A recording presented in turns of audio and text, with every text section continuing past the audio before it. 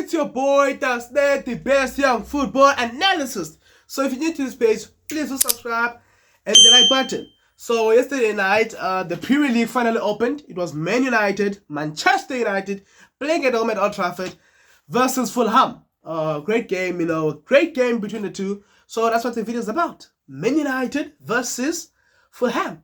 You guys will have to mind me, I've got a flu. I might talk like someone that has a blocked nose because I do have a blocked nose. And my throat is just not okay.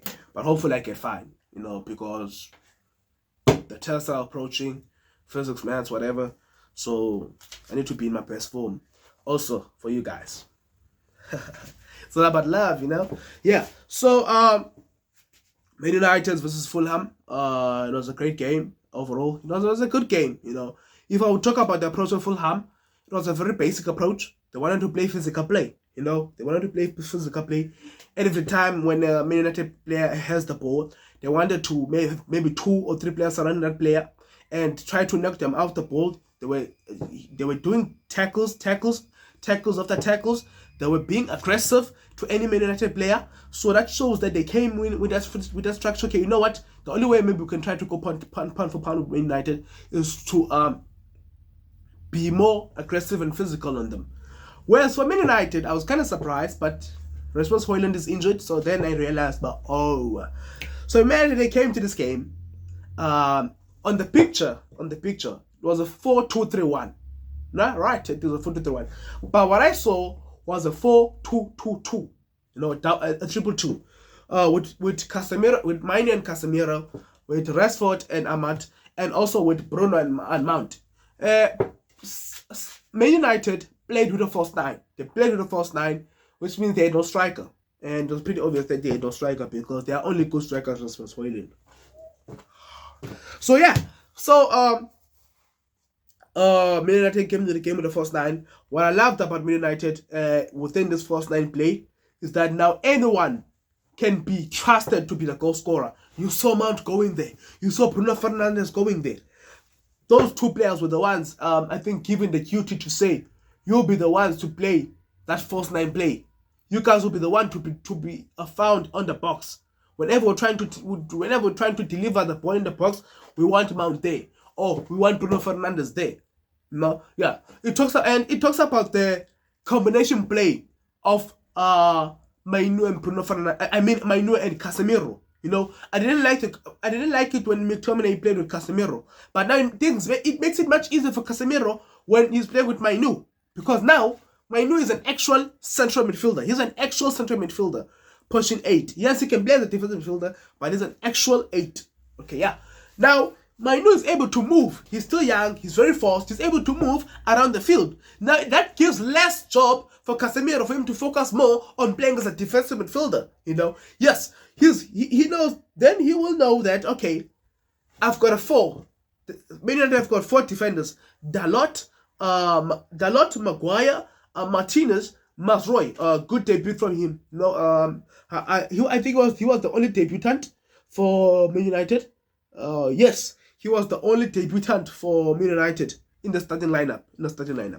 So there's this back 4. Now, because of the movements made by Mainu, moving mostly on the right hand side, on the right wing, helping out Ahmad on the right hand side. But now it makes it much easier for Casemiro to be able to know what, now I can protect my defense centrally.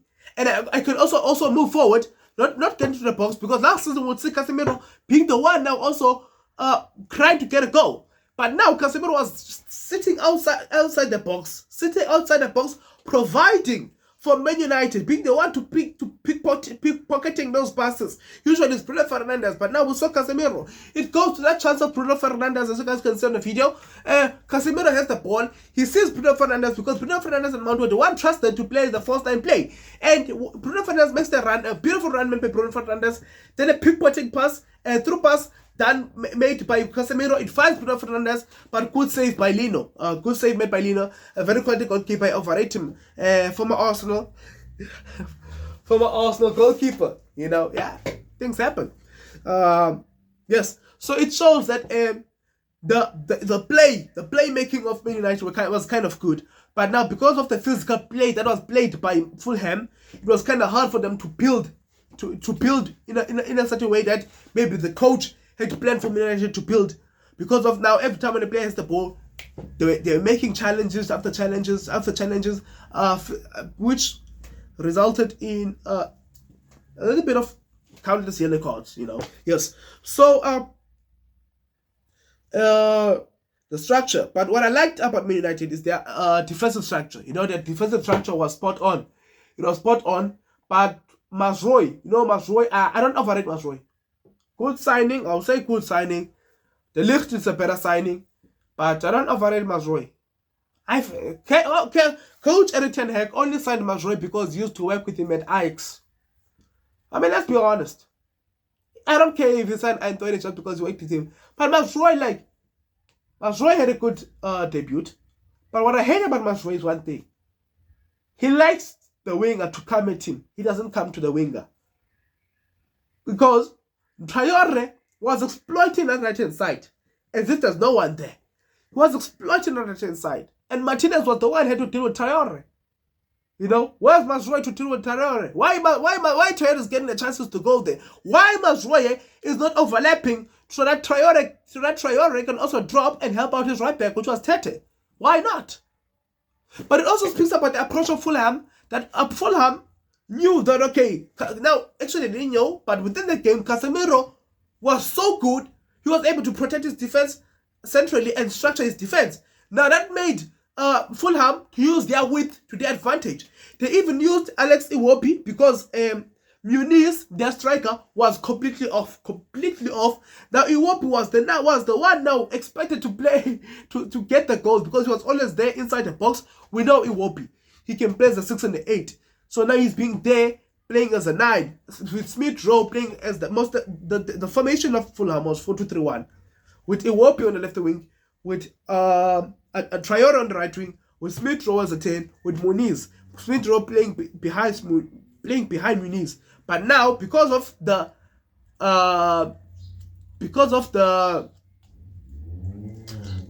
play that was being played by Muniz, the poor performance played by Muniz, that Iwobi was forced to go there and help out Muniz. Now we saw Pereira being the one now playing on the left wing. And if you guys can see the video, Pereira gets across and it's then taken out by Martinez. That shows that, okay, Fulham, within the game, now they wanted to use their way to their advantage. They've got fast players, So I feel like Man United need to work on, yes, Dalot is a great player, Mazraoui, defensively, Mazraoui is good. Defensively, he's good, but going forward, nah. So, Coach Eric needs to work on, let me not say Eric because you guys would, PSL fans would think I'm thinking about Eric Tigler. Coach Ten Hag needs to work on his fullbacks. Yes, so far I'll compliment the back line. He can use it in the next game. But if his fullbacks will continue to do what they did yesterday, which not to push, counting all on the wingers, because it was Ahmad and Mainu on the right hand side that were getting in the crosses. On the left hand side, it was Rashford. And I believe if Coach Erik ten Hag is gonna use this false 9 play while Rasmus Højlund is out, I believe he must give the false 9 play. Yes, Bruno is a great choice because Bruno is a good finisher. It's just that now, yes, Lino was just too good. That's why he was able to save those saves. Was able to save them. But I feel like Rashford must be also given the chance and the duty to be the one playing as that false 9 striker. Be the one getting in the box. Be the one being provided. Put Garnacho on the left-hand side. Maybe you could have taken out Mount. You put Bruno and Rashford and trust them. Then you put in Garnacho. But also, it talks about the analysis from Erik ten Hag, seeing the game, that, okay, he can change it there and there. He takes out Mount. He takes out Mount and Ahmad. He puts in Zexi. First game on his debut, he gets the goal. Not just the goal, but the winner. He puts in Zexi and also it was Zexi and Garnacho. He put in Zexi and Garnacho and they completely and they changed the game, because if you look at Zexi goal, it was a throw-in But the ball was to Bruno. Bruno got the ball. Zexi dropped. Zexi received the ball from Bruno. Which means it talks about, but Zexi, when Zexi came into that game, when Zexi came into that game, Garnacho came in, Zexi came in. Garnacho went to the right-hand side, Garnacho, which means he was covering the right-hand side because even the cross came in from the right-hand side. So Garnacho was playing, actually Garnacho is right-footed. He's right-footed. That's why he plays the left winger, because he cuts in. He plays as a right winger, as a right footer. Plays on the right wing. Then Zex is the one that was going to play as the first 9. Right? Yes. So Zex collects the ball. He drops and collects the ball. With his dropping off, collecting the ball, he receives the ball from Bruno. And he distributes, and he gives it to Casemiro. Now you can see the work ethic done by Casemiro, moving around the midfield, the central part. That's what he was supposed to do even last season, move around the central part. But just because we were playing with McTominay, playing with all these different types of midfielders who are not that active. Because an 8 needs to be active, guy. An 8 needs to be someone who moves around the field. Not like McTominay, someone who wants to get into the box and score. Eriksen, yes, he can play, but I would prefer Eriksen as a 6 because he has aged and also he has got experience. Yeah. Even if United would have, Casemiro gets injured, you can put Ederson as a defensive midfielder, because Ederson is a good player. So Casemiro gets the ball, gives it to Garnacho. Garnacho puts in the cross. This guys can see the video. Garnacho puts in the cross. In the box, there's McTominay and Zeki, but Zeki was the one to get the last touch, and it was a goal. So it talks about the play. That okay, they do not have the striker, but now they're gonna put certain players and give them the duty to be there. Because when Zexi came in, he replaced Mount. The same player Mount who was given a chance and the duty to play as the first-time striker alongside Bruno. But when he came out, it was pretty obvious that Zexi will be the one to take over that duty. So yeah, great game. When you look at the stats, Man United got around 14 shots, whereas Fulham got 10 shots. For Man United, 5 were on target, 2 were on target for Fulham. That talks about the defensive structure of Fulham. That as much as their defense was being Man United were breaking their defense through passes. There was always a player from Man United sitting outside the box to try and pickpocket passes, put in through passes for any player coming there, which was mounted Bruno Fernandes. But yes, at the end of the day, they were able to string passes there and there. They stringed around 380 passes. Yeah, it was that Man United only stringed 474. Then when you go to ball position, Man United got around 56% ball position, whereas Fulham got 44% ball possession. So the game was pound to pound because of the physical play and the aggressive play that was played by Fulham. Whereas Man United, they wanted to use their pace, but because of the shield that was put, or the great wall that was put by Fulham, the only thing they could do is to try, to pickpocket passes. But Coach Ten Hag saw that won't work, so he put in Garnacho, because Ahmad, yes, he played well, Ahmad, but the crosses were not coming in. On the right-hand side. They were not coming in. Putting in Garnacho, someone who can beat a player and cross. Because Ahmad is still young. Yes, Ahmad can beat a player, but I think he still needs to learn. He still needs to learn. The road is still long for him. Garnacho is also young, but there's a difference between a young player and a youngster. A youngster is someone who has developed. He might be young, but it's someone who has developed. Garnacho, Jude Bellingham, Vinicius Junior, Kylian Mbappe, all these types of players. They will not say Mbappe is a youngster because he's above 23. So yeah, good tactical play from Erik ten Hag, Coach Erik ten Hag. If Man United could continue playing this way, they might just rank number 4 at the end of the season. Yeah, they just need, but this type of play just need a good finisher. It just needs a good finisher. That's why I'm saying that, the next game, take out Mount. Yes, Mount did also have a good game, but take out Mount, put Rashford there. Then in the place of Rashford, put Garnacho. Zexi, you can also put him as a sub, then put him on again around 60 or 70 minutes next game. Then until to a point that you decide now, okay, now I'm starting Zexi. Because don't put too much pressure on the boy. Don't put too much pressure on the boy, because now the United fans will expect more from him just because he came in and scored. Don't put much pressure on the boy yet. He's still new. He's still trying to adjust. He might have scored, but has not fully adjusted. You know, he still needs to fully understand the play that Coach Eric Ten Hag plays at Man United. You know, yeah. So yeah, great game, a very entertaining game to open up the league.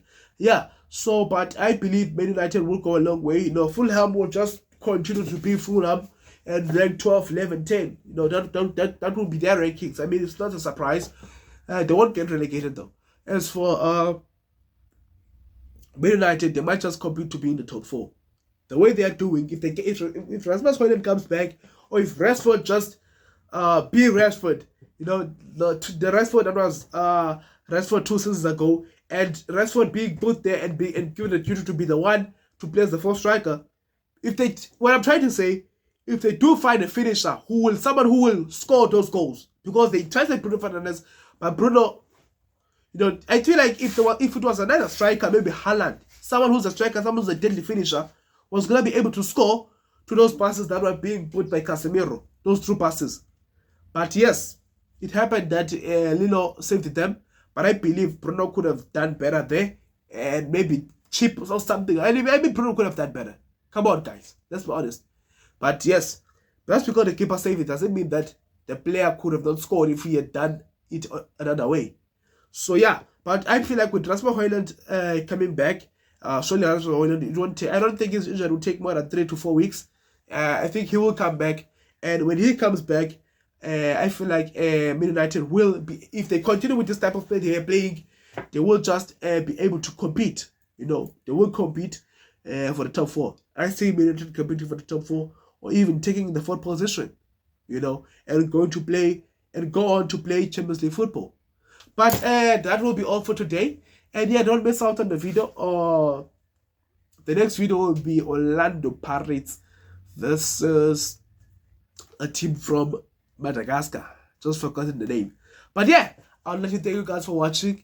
And yeah, please do subscribe and hit the button for more videos. Thank you.